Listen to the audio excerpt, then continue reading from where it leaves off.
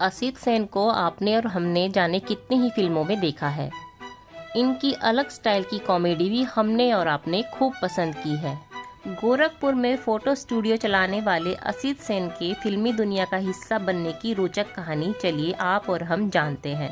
तो नमस्कार दोस्तों, स्वागत है आपका आपके अपने चैनल बॉलीवुड गॉसिप में। आज बात असित सेन जी की। 13 मई 1917 को असित सेन का जन्म गोरखपुर में हुआ था।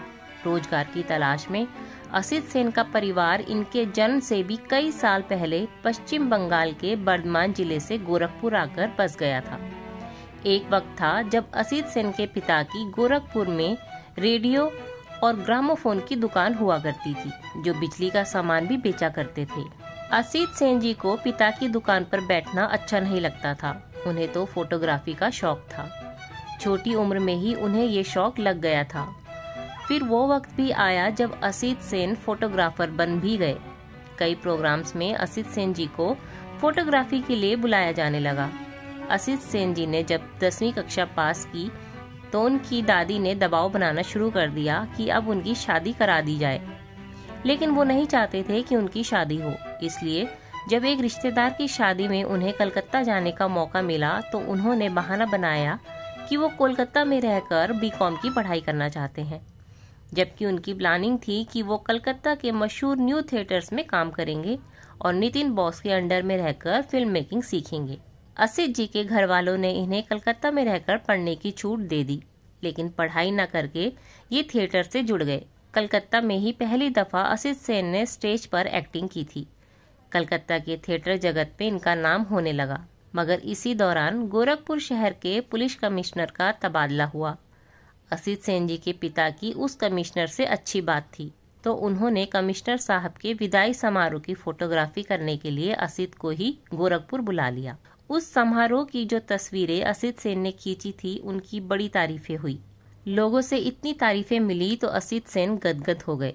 साल 1932 में उन्होंने गोरखपुर में फोटोग्राफी की अपनी एक दुकान खोल ली और दुकान का नाम रखा गया सेन फोटो स्टूडियो। असित सेन जी का फोटो स्टूडियो बहुत अच्छा चला, मगर दुकान खुले हुए कुछ साल ही हुए थे कि दूसरा विश्व युद्ध शुरू हो गया। ये वो दौर था जब फोटोग्राफी का सारा सामान इंग्लैंड से भारत आता था। इसलिए युद्ध छिड़ा तो सामान की आवाजाही बुरी तरह प्रभावित हुई। नतीजा ये हुआ कि देश भर के कई फोटो स्टूडियो संकट में आ गए। उनमें से एक असित सेन का स्टूडियो भी था। मजबूरी में असित सेन जी को अपना फोटो स्टूडियो बंद करना पड़ा। काम की तलाश में वो बॉम्बे आ गए। बॉम्बे में एक फिल्म कंपनी में असित सेन को स्टिल फोटोग्राफी का काम मिल गया। इस काम में भी असित सेन जी का खूब मन लगा, मगर तभी उन्हें खबर मिली घर पर इनकी माँ बहुत बीमार है, फौरन घर आ जाओ। असित सेन बॉम्बे छोड़कर गोरखपुर वापस लौट गए। माँ की बीमारी से घर पर मुसीबतों का पहाड़ टूट ही रहा था कि तभी असित सेन जी की दादी का निधन हो गया और फिर 3 महीने बाद असित सेन की बीमार माँ भी चल बसी। घर में हुई इन दोनों मौतों से असित सेन बुरी तरह टूट गए। वो बॉम्बे लौटने का साहस न कर सके। किसी तरह जब वो उस गम से संभले तो उन्होंने कलकत्ता जाने का फैसला किया। कलकत्ता में असित सेन जब पहली दफा आकर थिएटर कर रहे थे, तब इनकी दोस्ती कृष्णकांत से हुई। इनका दोस्त कृष्णकांत एक फिल्म में एक्ट्रेस कानन बाला के साथ काम कर रहा था। उस फिल्म का नाम था बनफूल। असित सेन के दोस्त कृष्णकांत ने इनकी मुलाकात एक्ट्रेस सुमित्रा मुखर्जी और उनके पति देव मुखर्जी से कराई। आगे चलकर सुमित्रा मुखर्जी ने असित सेन को महान फिल्मकार बिमल रॉय से मिलवाया। उन दिनों बिमल रॉय एक हिंदी फिल्म बनाने की तैयारी कर रहे थे। वो किसी ऐसे इंसान की तलाश में थे जिसे हिंदी बहुत अच्छी तरह से आती हो। वो जब असित सेन से मिले तो इनसे बड़े प्रभावित हुए। गोरखपुर में रहने की वजह से असित सेन जी की हिंदी पर मजबूत पकड़ थी। इसलिए बिमल रॉय ने असित सेन जी को अपने तीसरे असिस्टेंट की हैसियत से काम पर रख लिया। लेकिन असित सेन के काम से बिमलदा इतने प्रभावित हुए कि कुछ ही महीनों में उन्होंने असित सेन को अपना फर्स्ट असिस्टेंट नियुक्त कर लिया। उन दिनों बिमल रॉय न्यू थिएटर से ही जुड़े थे और उनके साथ असित सेन भी न्यू थिएटर्स का हिस्सा बने थे। साल 1945 में आई हमराही फिल्म में असित सेन जी ने पहली दफा एक छोटा सा किरदार निभाया था। फिर 1950 में जब बिमल रॉय बॉम्बे आए तो वो असित सेन को भी अपनी टीम का हिस्सा बनाकर अपने साथ बॉम्बे ले आए। बॉम्बे में असित सेन ने परिणीता, देवदास, 2 बीघा जमीन जैसी फिल्मों में बिमल रॉय को असिस्ट किया था। साल 1949 में असित सेन ने छोटा भाई नामक एक फिल्म में नौकर का किरदार निभाया था। उस नौकर के संवादों को असित सेन ने कुछ इस स्टाइल में बोला कि हर किसी को उनके बोलने का अंदाज पसंद आया और वो अंदाज इन पर ऐसा हावी हुआ कि बाद में अपनी लगभग सभी फिल्मों में असित सेन ने उसी स्टाइल में डायलॉग बोले।